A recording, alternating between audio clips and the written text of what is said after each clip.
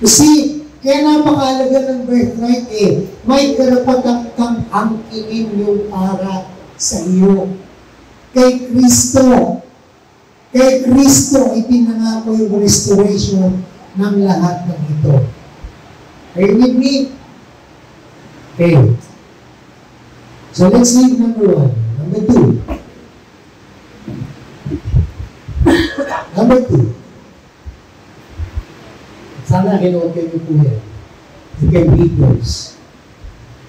God works against the usual. Okay, what was the usual thing?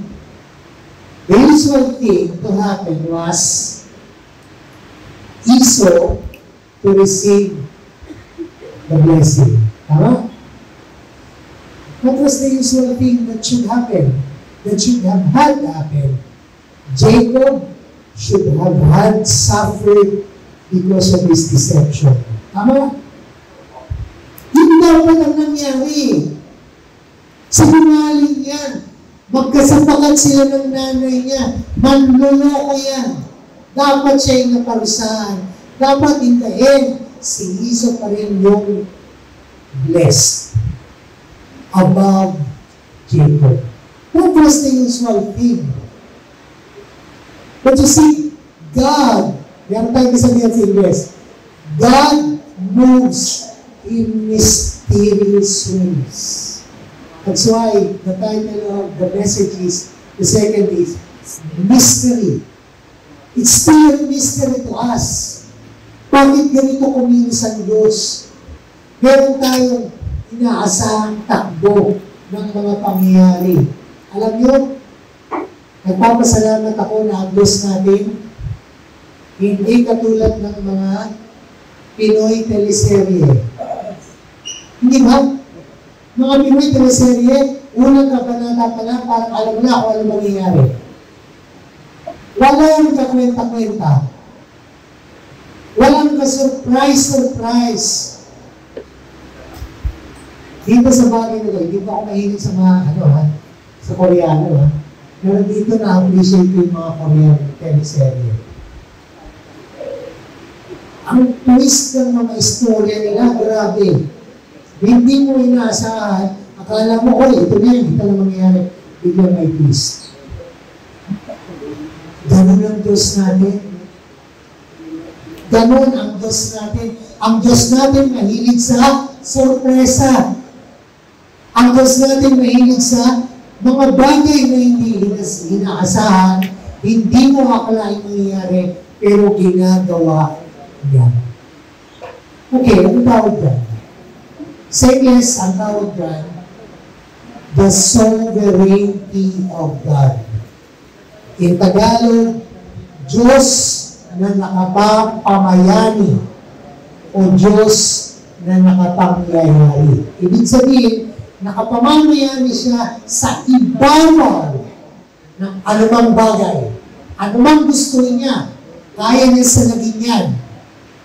At walang magagawa ang sino man nasasalagin ng Panginoon. Nakapangyayari siya sa lahat ng pangyayari, sa lahat ng sitwasyon ng ating buhay. Sovereign ang Diyos. Hindi natin ganap na maunawaan bakit niya pinili si Jacob. Isipin ng iba, special ba si Jacob? Far from the truth. Sa totoo lang, pag tinignan ninyo, mas special talaga dapat si Esau. Pero God went against the usual. So ang Diyos natin ay God of the unusual. And thank God that God is the God of the unusual. Isipin mo kung bakit? Nakabaot ka na sa kasalanan, pero God can send someone to lift you up right from nowhere. That's unusual. You are heavily in debt, but God sends help, suddenly you are out of debt. No? You're very weak in body, in soul, but suddenly God sends you strength. Thank God. He is a mysterious God. No? Kaya, ang hamon ko sa inyo, mga kapatid, eto, kapag nahihiwagaan kayo sa Panginoon, huwag niyong piliting unawain. Okay? Maraming taong nasa mental kasi pinipilit nila unawain ng Diyos. Masakit ito pakinggan, pero isatsak natin sa mga kukunti natin kahit kailan hindi natin maunawaan ng ganap ang Diyos. So ano dapat na response natin? Trust. Trust. Keep on trusting. Because God may be moving in mysterious ways, but God is totally trustworthy. Mapagkakatiwalaan ng Diyos. Hindi siya namiiwan sa ere, hindi ka tatalikuran, hindi ka iiwanan. Are you with me? Yeah. Hope so. Okay. Number 2. Oh, well, nasa number 2 pala. Sorry. So, sinasabi ko sa atin na ang Diyos natin ay mysterious. Hindi siya kumikilos ayon sa ating inasahan. Ibibigyan ko kayo ng example. The day that Jesus was crucified, I think there were those who were very happy when Jesus was crucified. We were happy that day. Herod was happy. The Pharisees, the scribes, the religious leaders were happy. And more than anyone else, the happiest creature that day was Satan. Huwag daw ang tatlong to. Magkakasapakat sila eh. No? Inareglo nila lahat ng mangyayari para mapatay ang Panginoon. Makinig. Anong ginawa ng Diyos?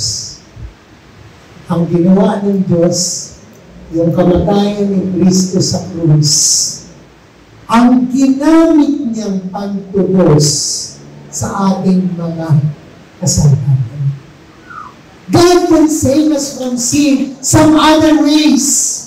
God can do that. But He chose that unfortunate event that day and use it to our advantage. Mga kapatid, ganun katindi ang Diyos na ito. No? Akala ng tatlong magkakonsyaba na manipulate nila yung sitwasyon ang hindi nila nakita, may ginagawa ang Diyos sa likod ng lahat ng iyon. So ano ang hapon? Tiwala. Tiwala. Bigyan ko pa kayo sa halimbawa. After Jesus,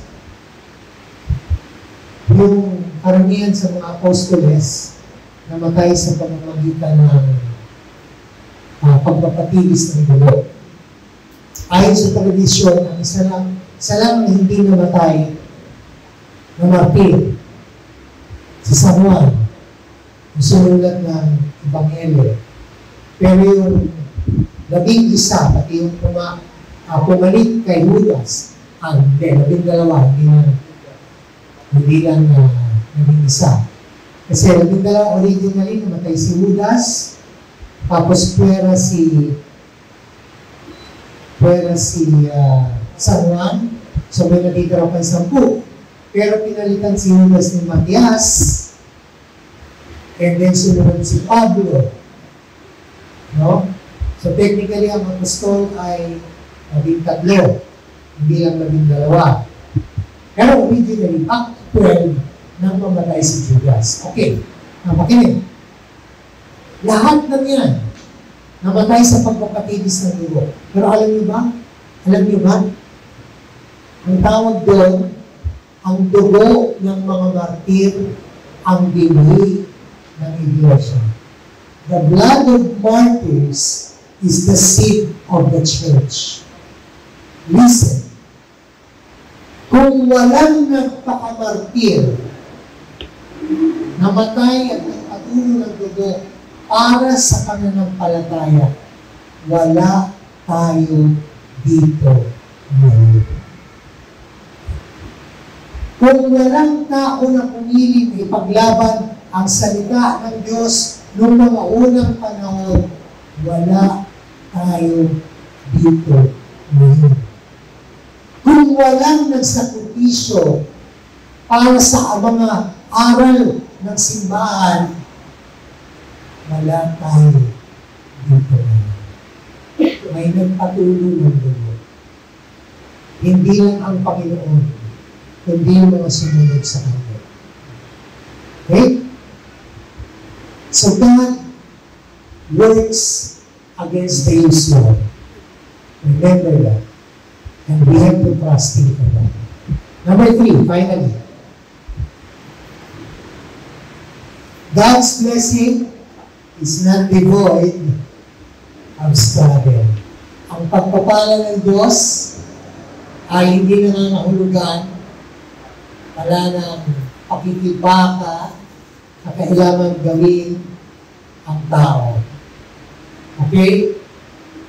Question. Sino dito gusto mapagpala? You want to be blessed? Okay. All those who want to be blessed, raise your hand. Now, listen, what you know ba? All those who are willing to fight for your blessing, keep your hands up. Wow, talaga, walang bumaba. Okay, good. Good. Listen, there will be struggles along the way. Talaga nang nangyayari.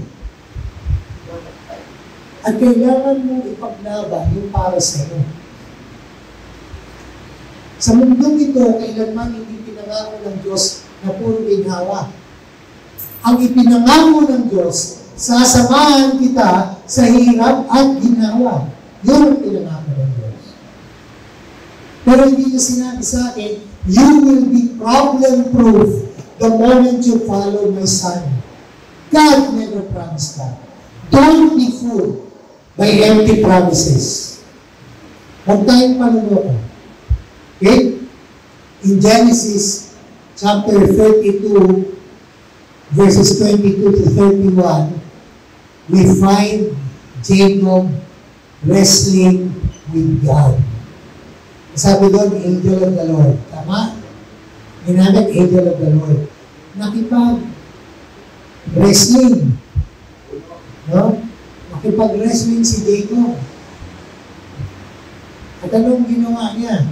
Ang sabi niya, hindi kita bibitiwan. Kanigil, hanggang hindi mo ko pinagpapala. Hindi kita bibitiwan. Hanggang hindi mo ko pinagpapala. Lord, hindi kita lulubayhan.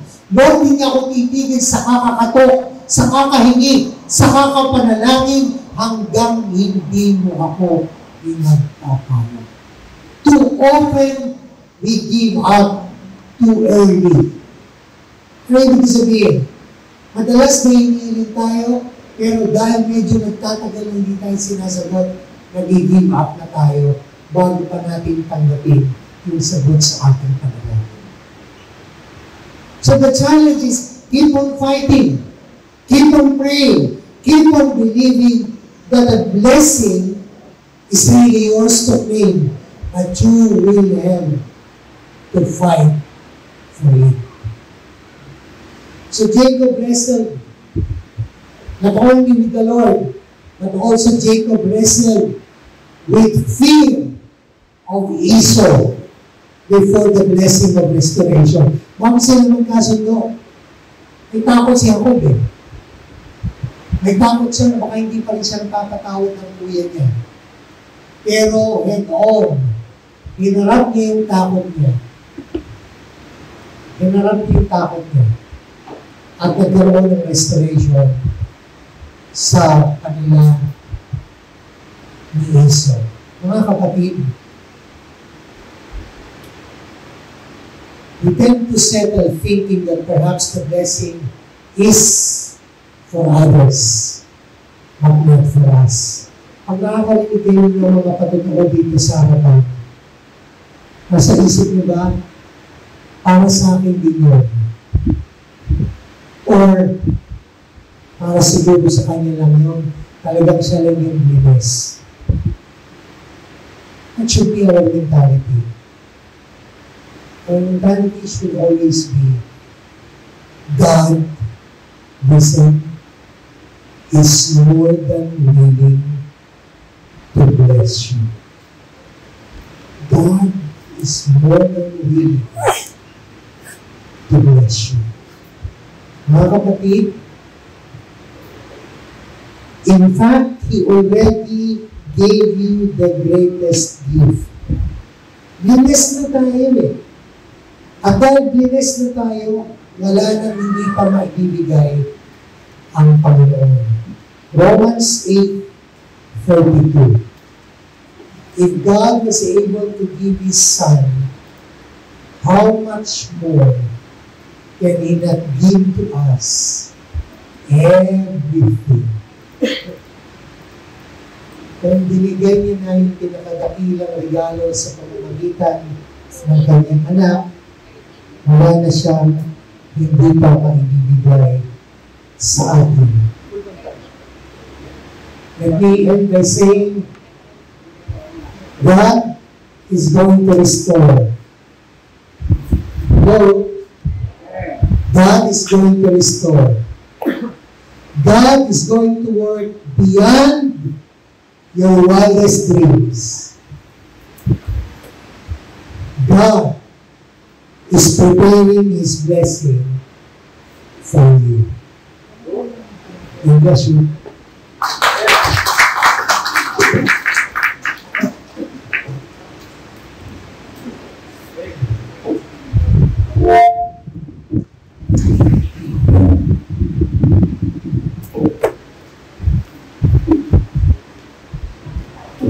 Musicians, it's okay. You just can't say.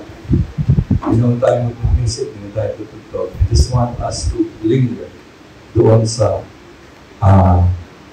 mensahe. God restores. God is a mystery. Hindi mo natin siya maunawaan palagi. Huwag natin pilitin na unawaan dahil hindi mo natin talaga kayang arukin. Ang isip, ang puso, ang pagkilos. Pero nagsasalita ho siya sa ating mga buhay sa paraan maintindihan natin. Tingnan mo natin yun, kung tayo mag-focus. Like me, I'm a singer. I'm a musician. And God speaks to me to the songs I hear every day. If you're a businessman, then most probably God will speak to you that way. If you're an construction worker, then probably God. God is a builder. Jesus is a carpenter. You're a cook, John. God will speak to you in the same way. Okay? Cook din si God. Marami siyang niluluto sa buhay natin. So, the blessing is already there. Kaya natin at sa gusto. Blessed tayo. Kaya natin at sa gusto. Si God ang naman natin. Siguro maganda na yun ang pagkulay-bulay natin. Instead na ma-focus tayo sa mga bagay na gusto na natin. Gusto natin yumaman, di ba? Yung yaman ba ay mas importante kaysa kay God? God. Gusto natin magkakotse, magkabahay. I want to say. But my wife and I made an agreement. God is more important than me. Actually, God is more important to me than my wife. God is more important to me than my mother. God is more important to me than anything that I have. Because the reason why I have what I have right now is because of Him. God restored my being a husband. Alam niyo naman yung story ako. And God gave me a gift. Her name is Joanne. God, I lost everything that I have. Everything. Money, house, everything. And now God has given me a ministry that I do not deserve. I do not understand why He did it. I just have to trust in Him. That's the key to trust. Hindi mo naiintindihan. But God will give you peace. Katulad ng sinabi natin kanina sa Romans 15:13. And we will be filled with hope and peace. The God of hope will fill us with everything so we can follow Him. It's not to understand, to follow Him, because His peace transcends all understanding. So right now, as we come together, let's seal this morning. The simple breaking of the bread and drinking from the cup. And this happened after supper. Pagkatapos nilang kumain, may special na, as Jesus, kumuha siya ng kapirasong tinapay, hinati-hati na ito. At wala pa yung tinapay, ito pala. Kumuha siya ng tinapay, hinati-hati niya yung isang malaking loaf. Bibigyan niya sa mga kasama. At sabi niya, ito, ang aking katawan, ibinibigay ko sa inyo. Isn't that a blessing?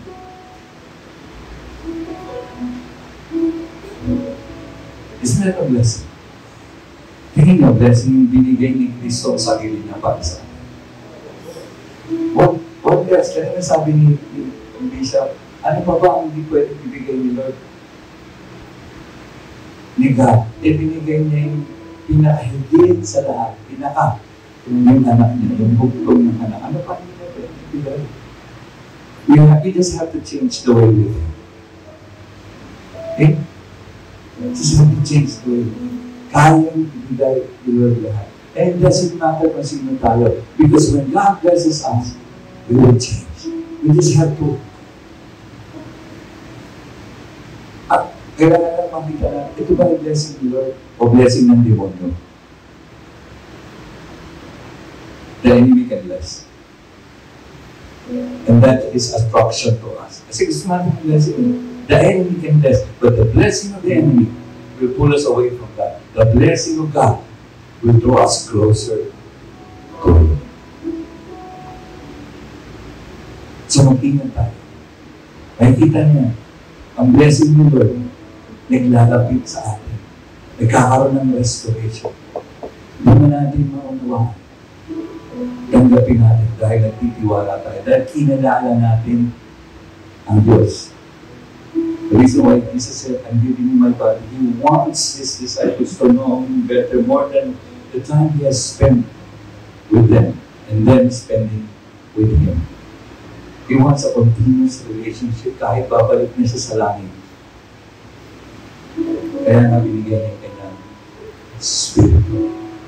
And then after that, He took the cup. He said, this is my blood. Anyo? Sabihin nyo. O, bisahin na natin luha.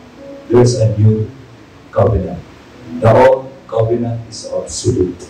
There is a new covenant through the blood of Jesus Christ. And this is everlasting. Sabihin nyo everlasting. Walang katapusan, walang hangganan. Hanggat buhay tayo, may pag-asa. Ang nyo nalilin. Why? Because of Jesus. Because of Jesus. So, let's all come.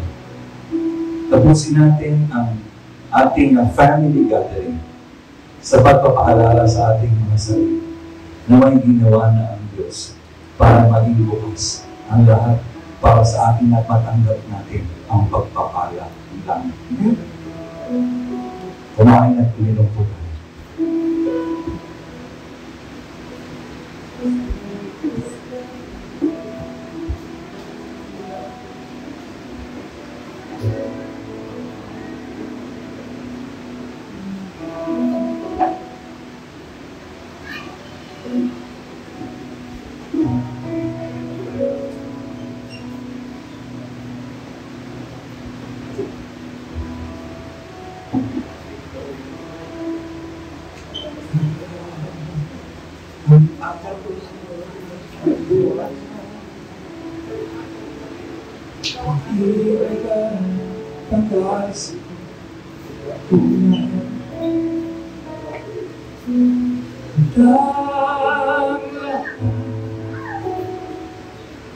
Sa akin,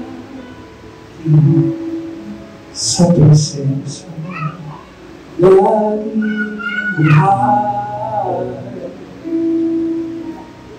ka ang aking buhay.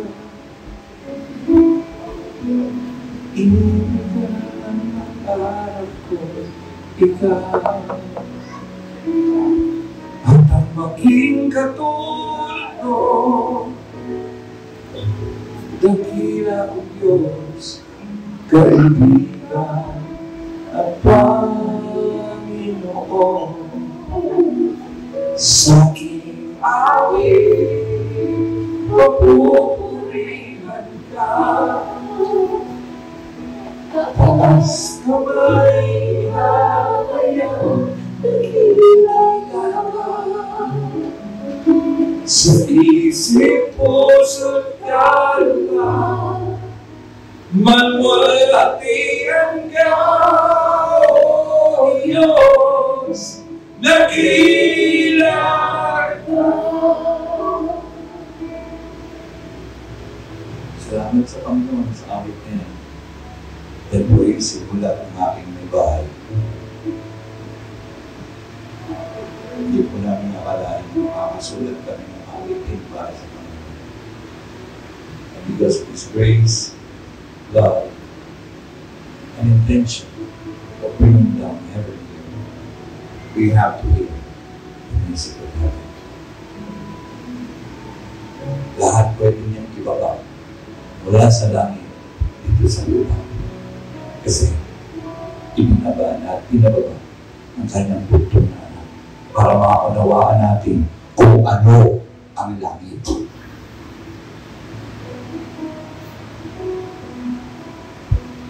Ulitin ko. Pag natin pilitin panawaan ng Diyos, bagkus magtiwala po tayo sa Kanya.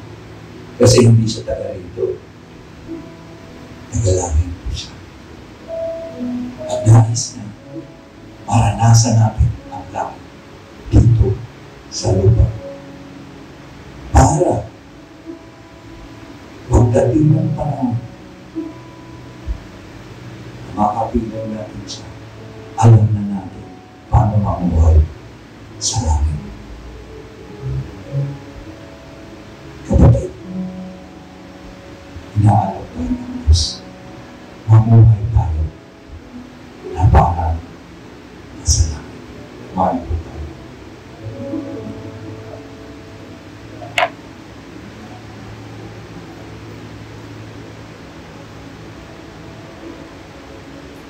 Kapatid, selyado na ang Panginoon. Tatanggapin na lang natin. Ipamumuhay na lang natin.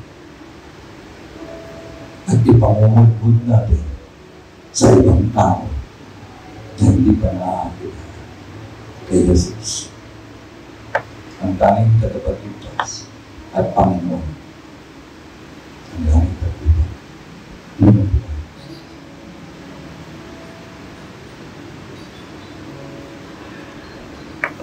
Maraming salamat po. Pagkulay-gulayan na po ito ay mga katotohanan ng langit. Ang aming intensyon ng Diyos ay ibaba ang langit dito sa lupa. Kaya kailangan unawaan po natin ang kanyang salita. Not by power, nor by might, but by His Spirit. Let me bless you today. The Lord bless you and keep you. The Lord make His face shine upon you and be gracious to you. The Lord turn His face towards you and give you peace. The peace that transcends all understanding, that will guard your hearts and mind in Christ Jesus. No matter what you go through, no matter what situation you're in, always think of this place. Jesus loves me. Jesus loves me. At tulad ng isang bata, isang awitin, your response is, yes, I know. Jesus loves me. Yes, I know. Huwag mong bigyan ng buwak ang kaaway na malaya. Go and make disciples of all nations, baptizing them in the name of the Father, and the Son, and the Holy Spirit, because Jesus promised, I will be with you until the end of the days. God bless you all. See you next Sunday.